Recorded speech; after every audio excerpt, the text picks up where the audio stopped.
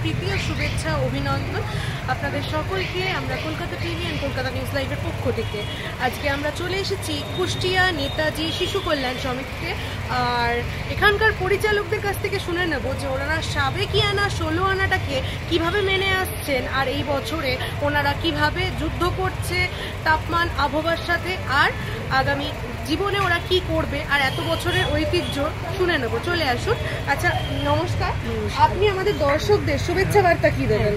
আমরা চাই যে এইরকমভাবে যুদ্ধ শান্তিটা থাকুক, আর চারিদিকে এই যে হিন্দু মুসলমানের যে একটা প্রবলেম চলছে, এটা যেন আমরা ভাই ভাই হয়েই থাকতে পারি।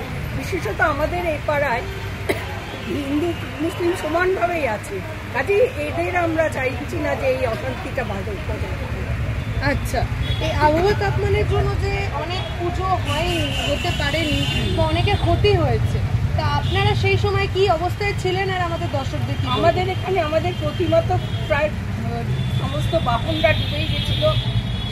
আমরা তাড়াতাড়ি করে জল ছেঁচে নিয়ে এসেছি তাদের, এখানে এসে বাদবাকিটা তৈরি হয়েছে। আর যাদের সত্যি একদম চলে গেছে তাদের জন্য সত্যি আমাদের যথেষ্ট সমবেদনা মিলবে।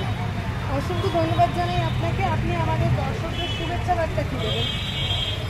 শুভেচ্ছা বার্তা এইটুকুই যে সবার পুজোটা ভালো কাটুক। এইবার তো এমনভাবে বৃষ্টি এখনও তো সম্ভাবনা আছে বলা হচ্ছে, কিন্তু তাও যেন ভালোভাবে এই পুজোটা সবার কাটুক। আচ্ছা, সাবেকিয়ানা 16 আনাটা নিয়ে, এই যে আপনারা এবারে সাবেকিয়ানা 16 আনা করেছেন, এই কনসেপ্টটা কেন করলেন?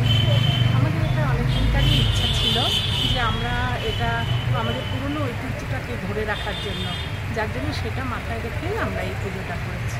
আচ্ছা, অসংখ্য ধন্যবাদ জানাই। তা আমরা শুনলাম ওনাদের বক্তব্য, আর মায়ের মূর্তি এত সুন্দর। আর দেখতে থাকুন, চোখ রাখুন কলকাতা নিউজ লাইভ।